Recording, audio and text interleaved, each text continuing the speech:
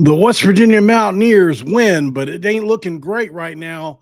They've got a lot to fix.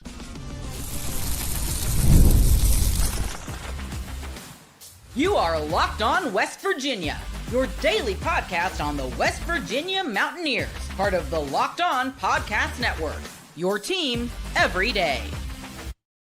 Welcome back in. My name is Mountaineer Paul. I am your host. This is Locked On West Virginia. The West Virginia Mountaineers finally win a game that was competitive this year, but certainly not against the team I thought they'd be playing in a competitive game. Welcome in, guys, as the West Virginia finally goes final. And it looks like the final score is, did they score at the end? Let me see. Let me go back and look. I don't guess it matters that much. Okay, 73-65 is your final. This thing got as close as one possession down the stretch against the team in Campbell, picked seventh in their league in the Colonial. This is a disappointing performance. I know that they're missing pieces, as West Virginia is. But let's dive into the ad for today's show, obviously, with today's show being sponsored by FanDuel. Right now with FanDuel, guys, you can bet $5. If your bet wins, you'll get $300 in bonus bets to use across the app. Make sure you download the FanDuel app today to get started.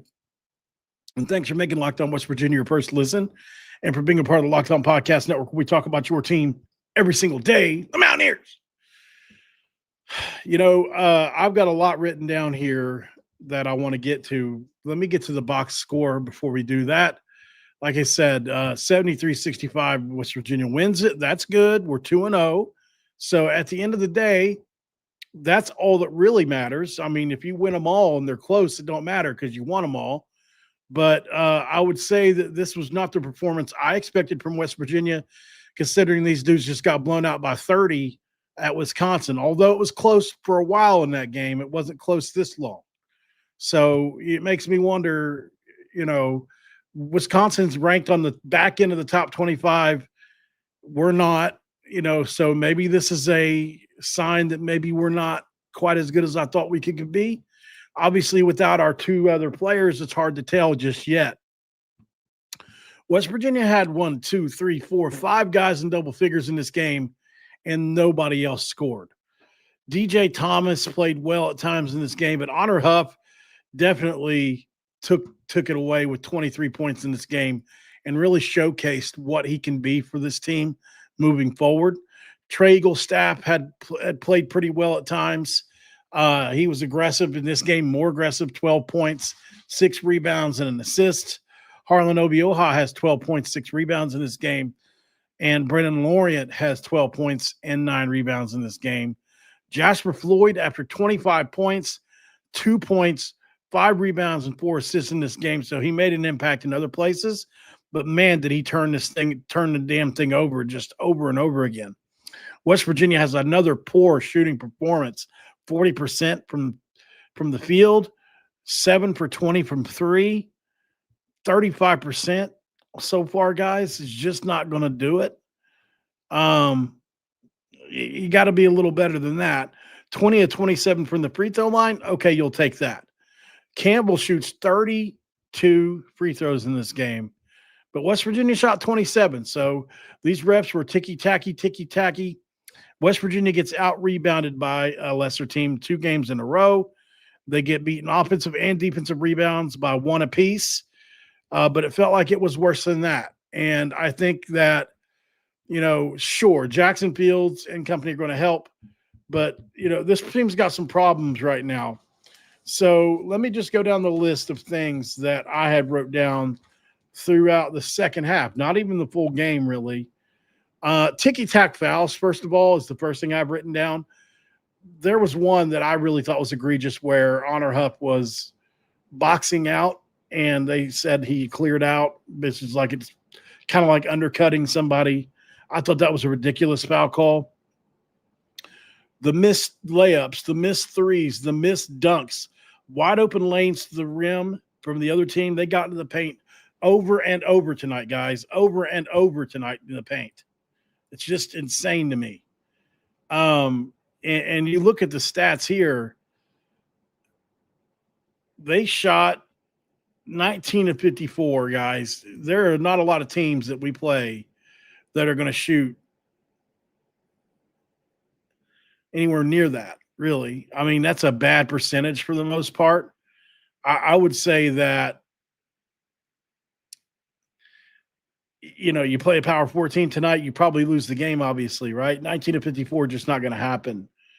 Fouling late in the shot clock. I mean, the foul from Trayson there at the end of the game, whenever you had them down to 2 seconds left on the shot clock or something, and then you foul.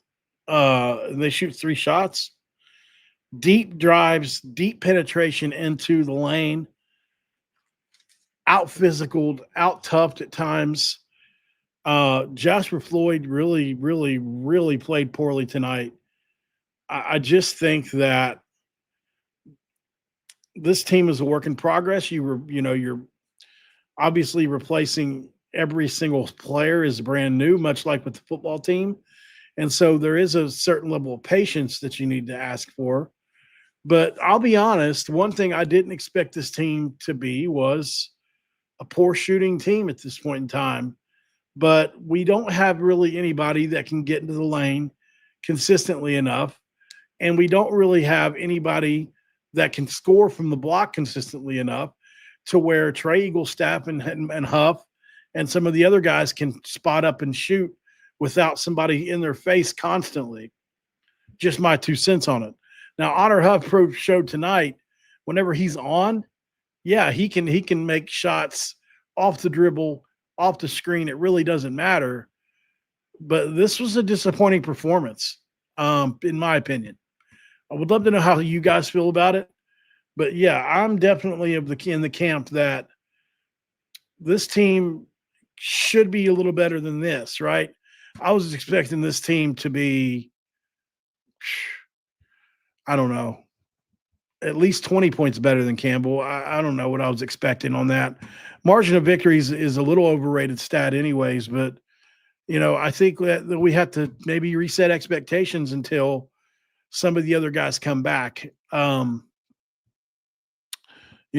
Jasper Floyd, like I said, he played 31 minutes and he only had 2 points. That's pretty bad. And here's the thing. If you look at Campbell, I told you guys before the game that they had 2 players that you wanted to look out for. DJ Smith was one of them, and you held him in check pretty well. 23 points in the game versus Wisconsin. He looked really good in that game. But the person that absolutely dominated you was Chris Fields Jr. 10 points, 15 rebounds. 15 freaking rebounds. The other guy that the Fields isn't the guy that I said. Butka is the guy that I said to watch out before the game, the left-handed big guy.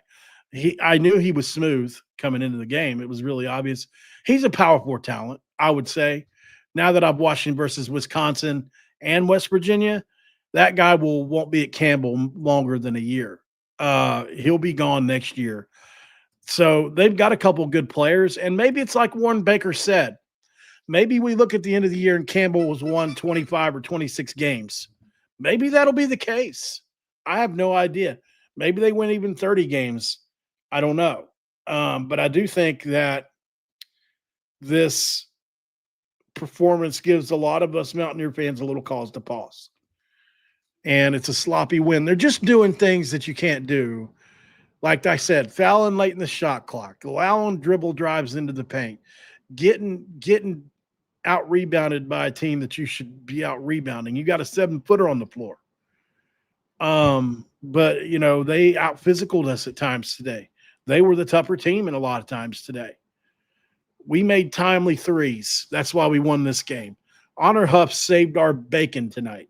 Had it not been for him, this is a loss. So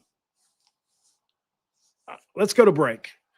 We'll talk about what that comment is here in just a second, John. He says, why am I disappointing? If 2 players make your team, you'll be big problems.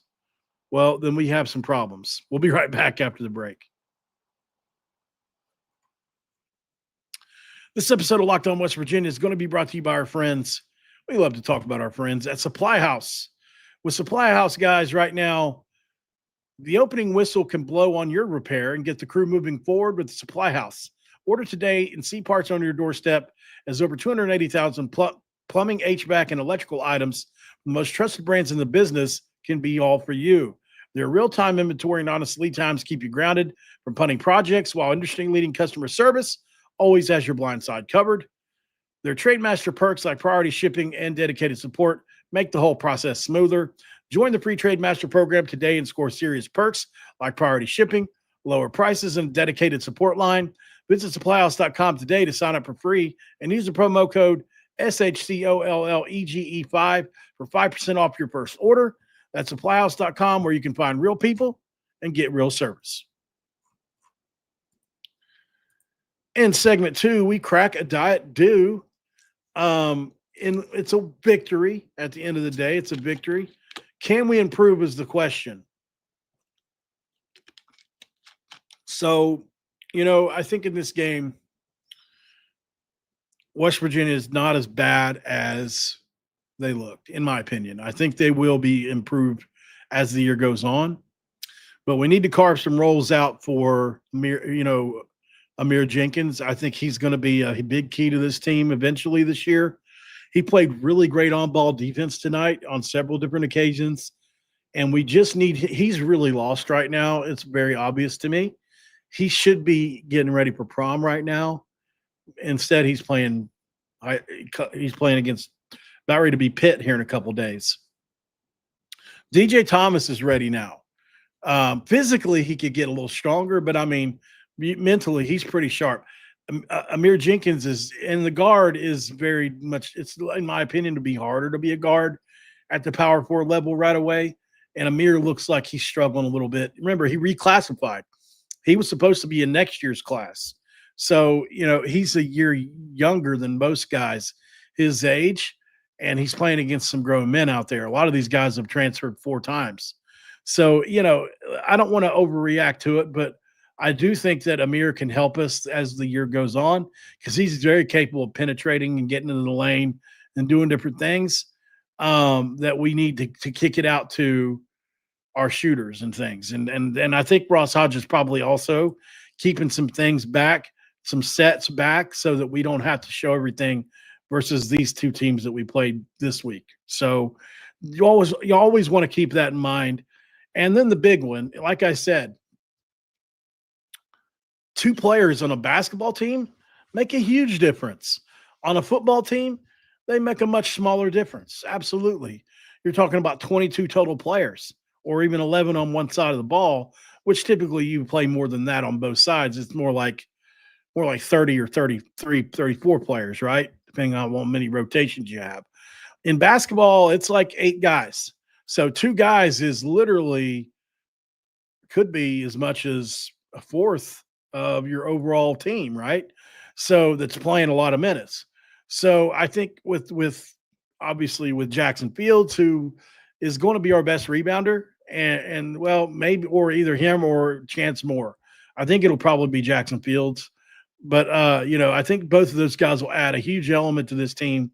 Chance Moore is a great defender, number 1. Number 2, he can shoot the rock. Number 2, he can put it on the deck. He just does a little bit of everything.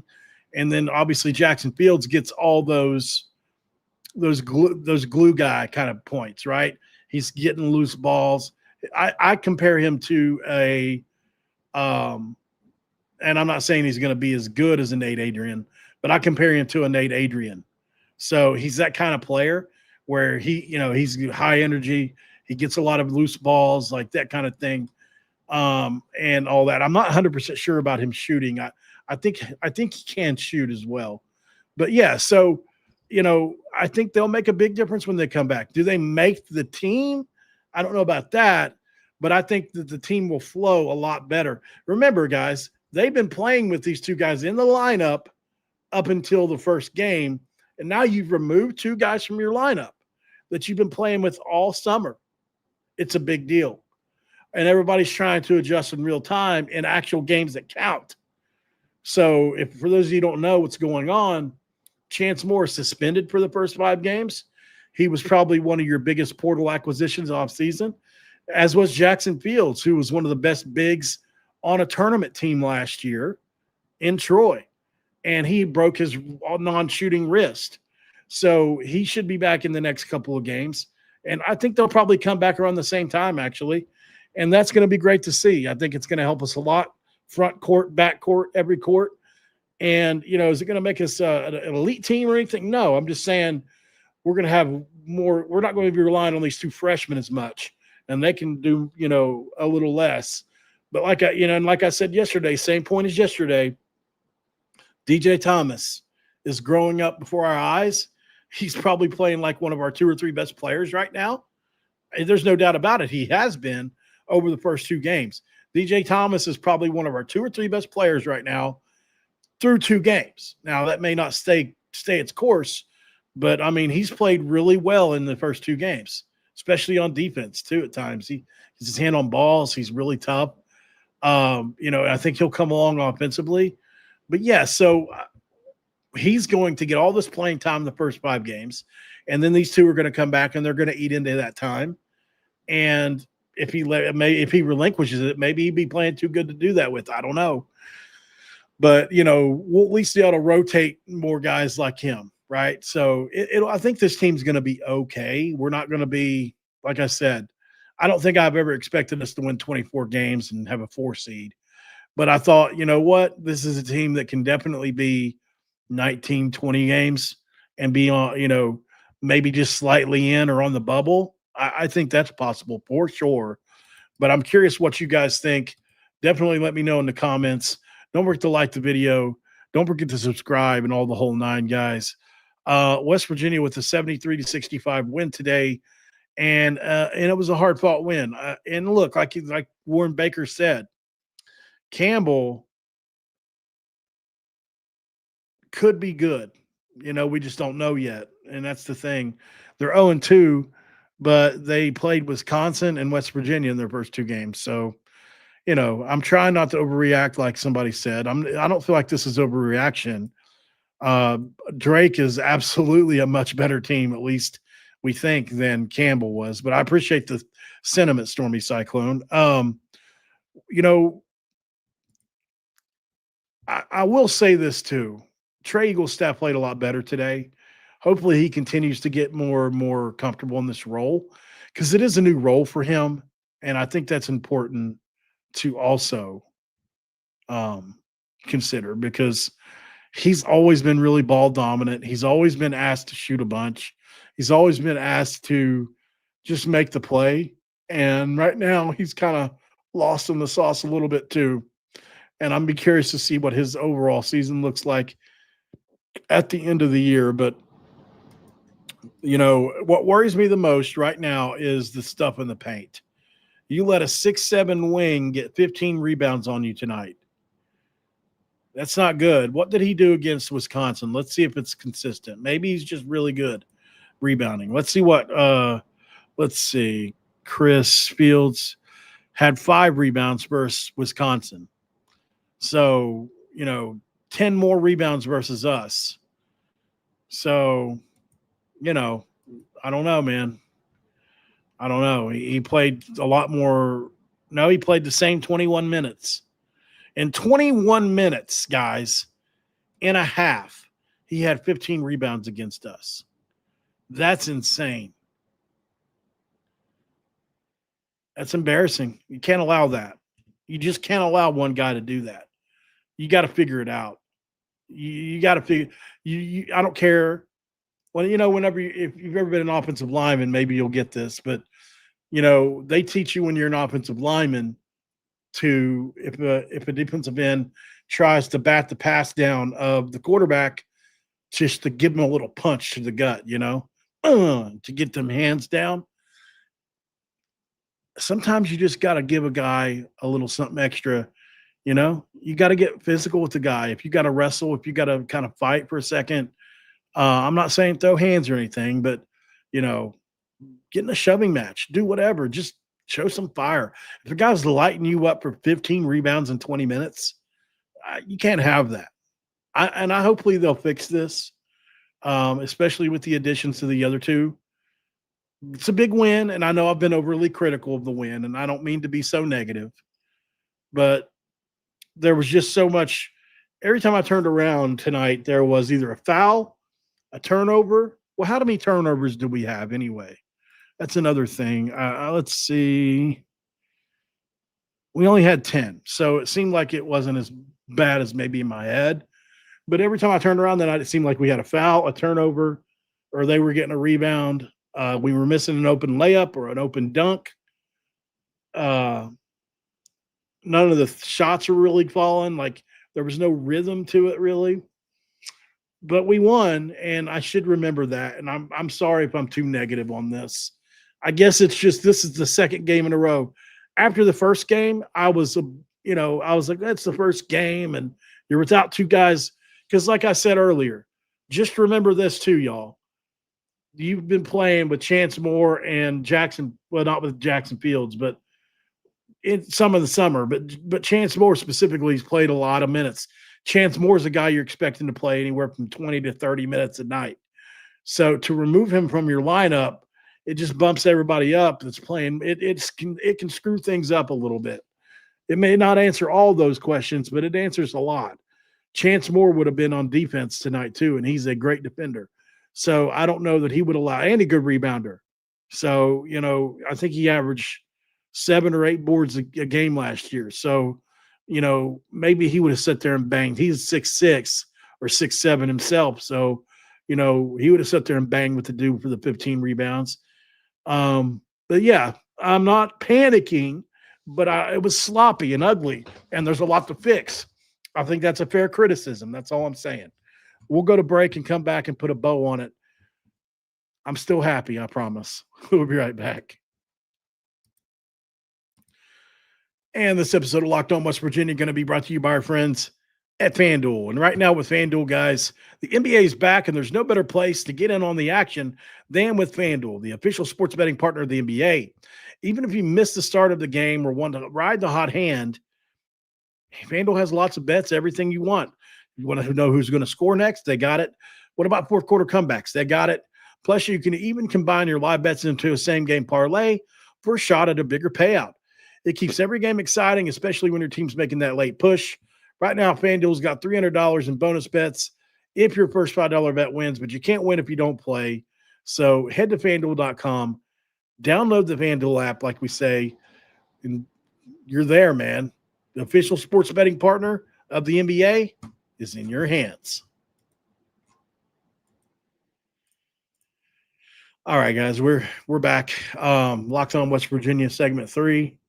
So obviously not a whole lot else to say on the basketball side of things. It's a good win.